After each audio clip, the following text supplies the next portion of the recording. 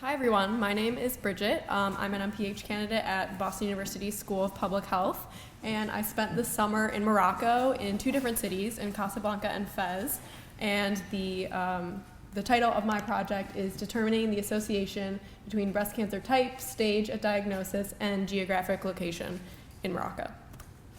So just a little bit of background, as we already heard yesterday from several students, breast cancer is one of the most common types of cancer worldwide, and in Morocco, it's actually, the incidence is currently increasing. So aggressive types of breast cancer, which include inflammatory breast cancer, as well as pregnancy and lactation-associated breast cancer, as well as triple-negative breast cancer, tend to have worse outcomes and worse prognoses. And a current study done in North Africa that Dr. Solomon actually worked on found that IBC was diagnosed at higher stages compared to non-IBC. So we do see a difference in aggressive breast cancer and non-aggressive breast cancer. Additionally, some studies in Egypt have shown geography to play a role. So stage 4 cancer was actually more likely to be found in rural patients as compared to urban. So after reading all of this in the literature, I knew I wanted the aim of my study to look at the difference between aggressive breast cancer and non-aggressive breast cancer and their stage of diagnosis in Morocco. And I also wanted to incorporate that geographic aspect, so looking to see if I would find the same results as they found in Egypt between urban and rural breast cancer patients. Additionally, a previous CEAS student who was working in Casablanca 2 summers ago, I believe, Joe Gundin, he found that 28.6% of all the breast cancer registry cases in Casablanca didn't have any staging data available. So I kind of wanted this to be my secondary aim since I was interested in looking at the stage data. So I've divided my methods into each site because they were slightly different in each hospital. So in Casablanca, I was working at Ibn Rushd Hospital, and I was working with their population-based cancer registry, which included cases both from internal in the hospital as well as cases from private clinics, outside labs, and other hospitals in the area. So it was really looking at breast cancer in the entire greater area of Casablanca. So I was given a database from the registry for the years 2013 to 2016, but I did have to supplement some of the data that I wanted to look at. So I got insurance status from the accounting department at the hospital, as well as there was some missing immunohistochemistry data, so I was able to supplement some of that from outside private labs. So initially, I started off with 2,910 breast cancer cases for the 3-year period of 2013 through 2016. But I actually ended up excluding 2016 because that data wasn't fully complete. They were still doing data entry and data cleaning, and I only had about 40-something cases for that year, so I just decided to focus on 2013 to 2015 since it was more complete. In Fez, I was working at CHU Hassan II Hospital, and there they have just a hospital-based registry, so it's not population-based. So it only has cases from internal hospital patients as well as referrals. So patients that initially started off being treated somewhere else and for whatever reason came to Hassan II Hospital to seek treatment. I did, again, have to supplement some cases from oncology and pathology departments, and the mentor I was working with, Dr. Mohammed Khalis, had also conducted a case control study on breast cancer at the hospital using hospital cases, so I used some of his data for my analysis as well.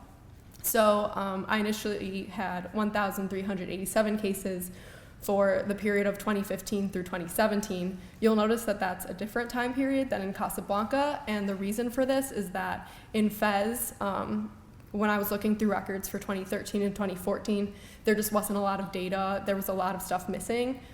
So we just decided in the end that that later period, 2015 to 2017, would give us better data. And I was actually working with Hiba Kauser, who you're gonna hear from next, in the data collection since we were collecting pretty much the same variables. So we worked together the entire summer.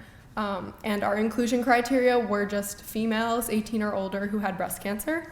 And the actual variables we were collecting were hospital ID, and that was just so we could cross-reference and make sure that we didn't have any duplicate patients in our database, and then their age at diagnosis, their insurance status, place of residence in order to do the geographic analysis that I wanted to do, SPR grade, their histopathology information, which is like their receptor status and HER2 status, the tumor size, and the TNM stage. If you aren't familiar with TNM staging, the T stands for tumor size, N stands for the number of lymph nodes that are involved, and the M is for metastasis.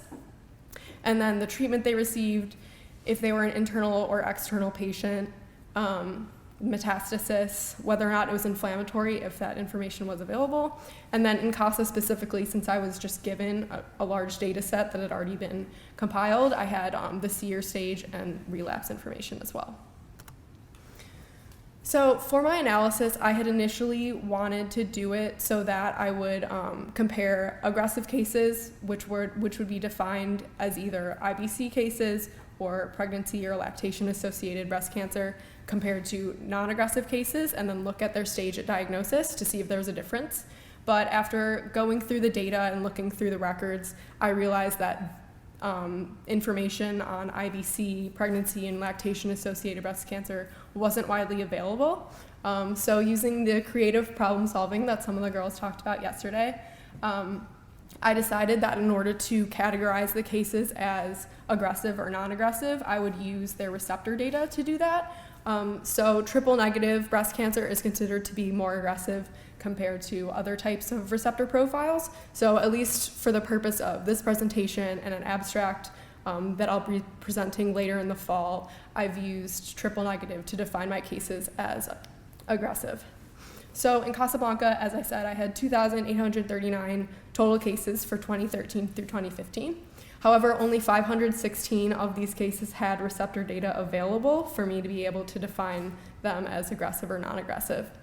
So 430 of those were already included in the database that I was given, and then I was able to supplement that with 86 more using private outside lab records.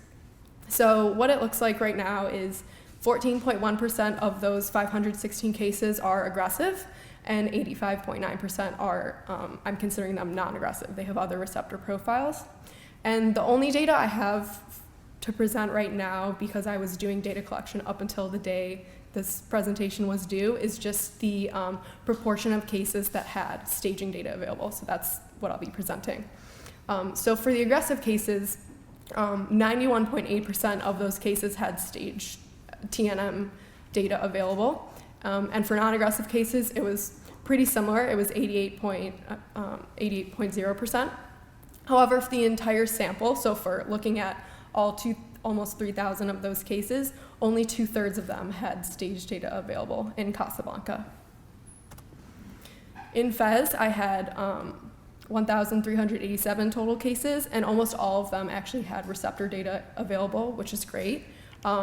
The breakdown between aggressive and non-aggressive looks pretty similar, so about 13% were triple negative or aggressive, and 86.7% were non-aggressive.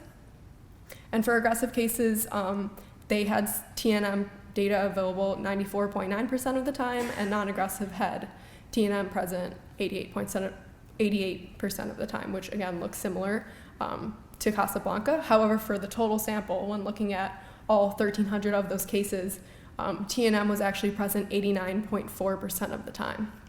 And I would attribute this large disparity, as you can see, to the fact that Fez is only a hospital-based registry, so all of the cases in this registry came through the hospital, as opposed to Casablanca. They had a lot of outside cases, and for many of those external patients, a lot of the data was missing. So for future analysis, I'll be collecting more receptor info as it comes in from my mentors back in Morocco, so I can hopefully get more information on that aggressive versus non-aggressive aspect of it.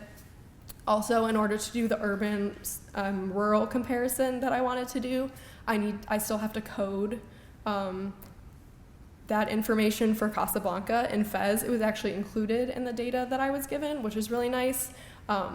But I'm still figuring out how I'm going to do it for Casablanca, because in Fez, when I asked them how they differentiated between urban and rural. They were just kind of like, oh, we know what's urban, we know what's rural, but that's not really something I can put in a paper.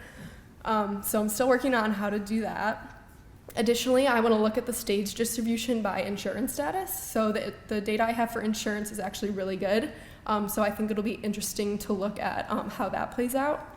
And then finally, I'm still trying to decide how to actually analyze the stage. So TNM, as I mentioned, is made up of kind of 3 different parts, the T, the M, the T, the N, and the M.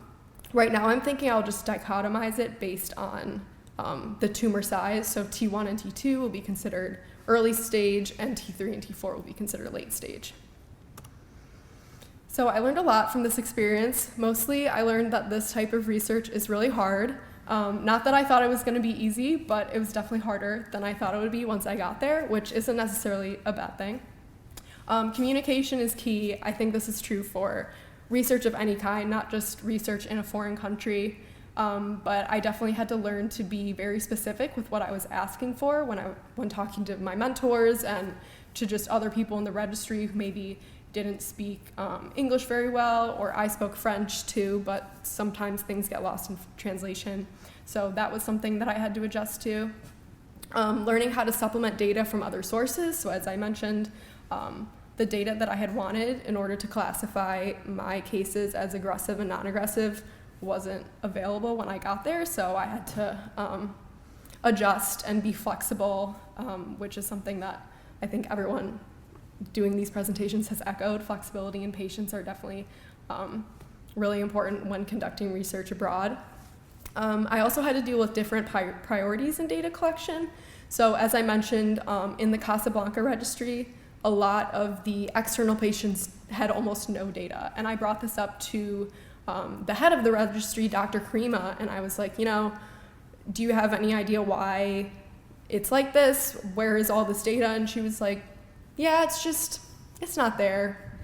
And for her, that wasn't really a big deal because the Casablanca registry is mostly interested in publishing incidence data, and that's their main priority. So for them, all of the other stuff is just extra.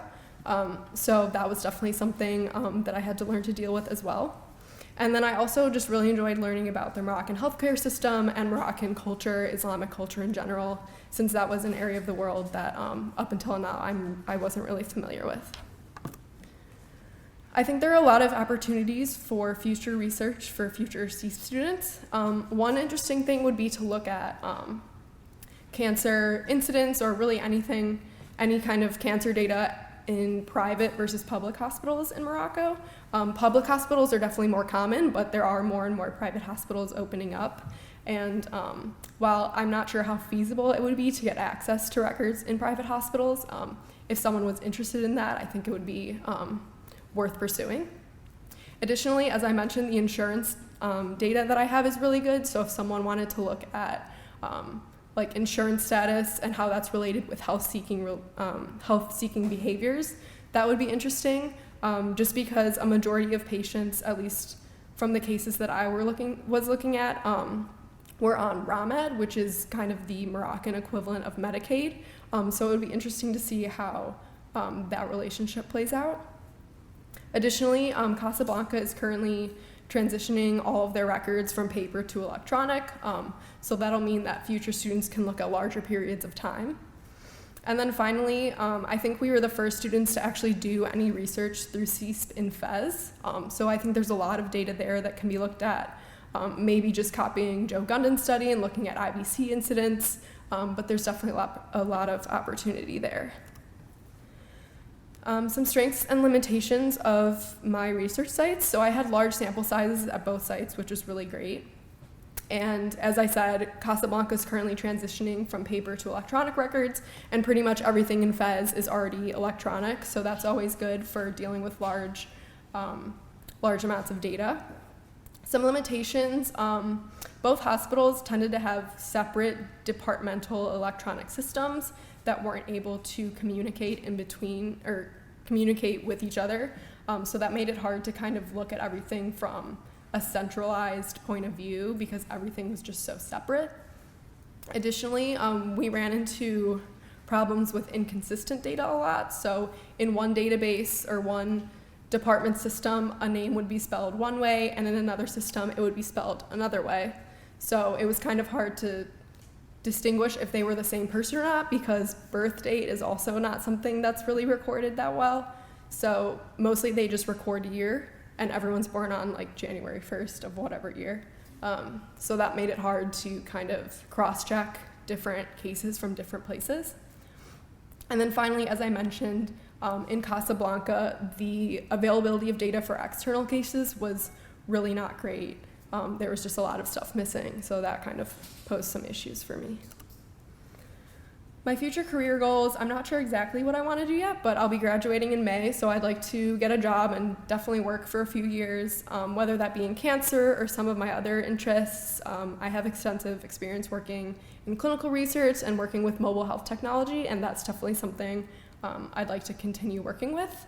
And I also really enjoyed the global health aspect of this project, so I'd like to also continue working in that discipline as well. And then maybe one day I would consider a PhD, but for now I'd like to work and be done with school for a little while. And then finally, I'd just like to thank all of my mentors in Morocco, Drs. Karkouri, Karima, Benadir, Drs. Khalis and Hind and Fez, and Dr. Solomon, of course, for giving me this opportunity and being there to guide me the entire way. And then finally, my roommates and colleagues in Morocco. Definitely would not have survived the summer without you guys, so thank you. And these are just my references.